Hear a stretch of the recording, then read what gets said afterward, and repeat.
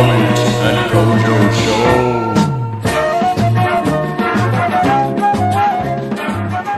Alright, so we got to talk about what I would actually consider the hardest out of all of these, which is Nick Fry doing standard double back on grass. We've already discussed it in the previous episode. Let's watch it one more time. Fuck me. That's insane. I think it's kind of self-explanatory as to why it's harder. It's also kind of crazy to think that this is within all realms of flips that have been done for many, many years, and it's only just now been done, and it's been done on grass. Well, that guy did already do it on soil.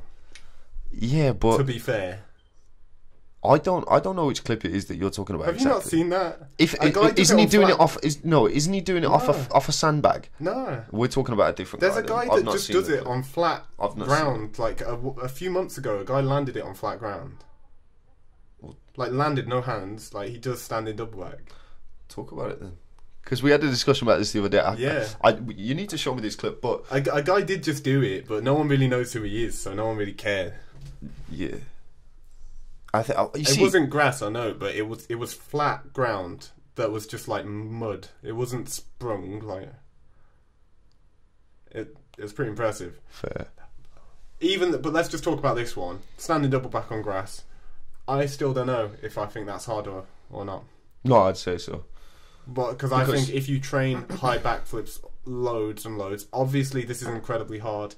This is like a real physical feat. Mm-hmm. This is like just being able to have a really tight tuck, have a really good set, and having a good jump. You've got to be able to jump high, and you've got to be able to tuck really tight. And obviously it's really scary, but this is a much easier one to train. You can train this off, you can just go lower and lower. You can start on quite a height, and then go down, down, down. Think, if this is all you're focusing on, I'd just train it from like chest height, and then I'd just keep going down. And for over the course of weeks, I'd train it from each height, like 100 times. Mm-hmm. And then eventually, wouldn't be that's not that complicated to just bring it all the way down. If that's what you were really, really training for.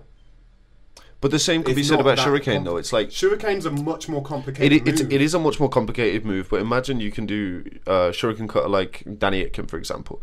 You're just doing your Shuriken cutters, then you're doing it on tramp, and then you're getting it to the point where you're dropping out, and you're slowly just taking the pressure of the landing on the balls of your feet, and then you slowly turn and bring it out, and then you slowly get that little bit more turn, and then you get it out, and then you add even more and more until, because once you're talking about Shuriken cutter hyper though, that's still like hard. Yeah, of course, but if that's all you're training, and you're training it on tramp, you can train it on mega tramp first, you can train it on then gymnastics tramp, then you can do garden tramp, and that's the closest you're gonna get. Then you can do it on air trick. My point about it being harder though, think before Danny Aitken could even chuck a Shurrikane where he's got his to like shin height on the last kick, he'd already been training Shuriken cutter loads for years. Yeah, same for Nick Fry. Fry's only been going in on the double backs. Like, he's not been training for standing double back that long. He's been doing other stuff, man. No, I agree, but everything that he has been training, not everything, but the vast majority of what he's been training has worked to his potential for being the first person. It's tied in, but Nick Fry was never known as someone who did double back all the time. It's not like he wasn't. Like he's been like Aaron Cook. It's not like he's just been doing loads and loads of double backs for years. He does double backs, but that's not a main thing that he does. But you're forgetting. It sounds as though you're forgetting about his trampoline and diving background. Everything as a part of that, has helped massively. Yeah, I'd say that him being able to tuck as tight as he can, being able to do the shit that he can do on tramp, training it for years and years, being the size that he is, everything has come together for him to be the first person to do it on grass. I think that's one of the main contributing factors. Because if you look at anybody else who's doing it, no one can tuck quite like him. True. And the people that can tuck like him don't have the power to do it on the floor, even from round off a lot of the time. Like you look at any G tramp kid. Some of them can do double back on ground. They don't normally, but they just don't have the power. They never set either though. Exactly. They just go, okay, tuck as tight as you can, and when you can tuck and rotate as fast as that, you can get round.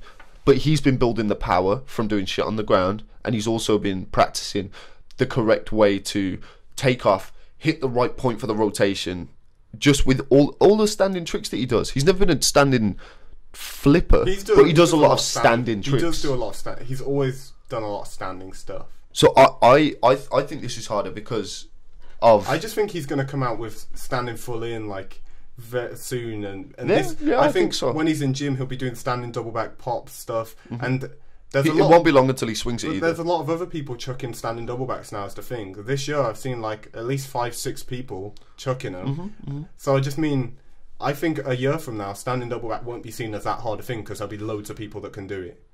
But people aren't. I think it's more of a mental thing. I think once you see someone doing it on grass, then it like breaks. It just seems a lot easier, and the actual skill itself is hard. Obviously, it's hard as fuck, but not that hard. Whereas I think Shurrikane, if someone did a really, really great one, it's still going to take it's still going to take other people ages to do a really good Shurrikane as well.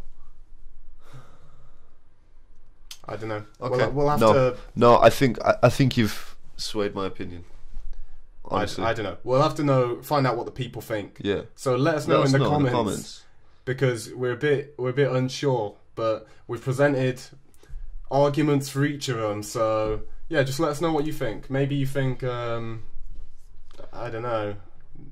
Maybe I don't know. Maybe you think something other to us. Maybe you think Cody's the hardest trick, or B-twist swap 9, or anything that Omid does. Yeah, some Omid's kind of great. Omid tunnel flip variation, hardest trick ever.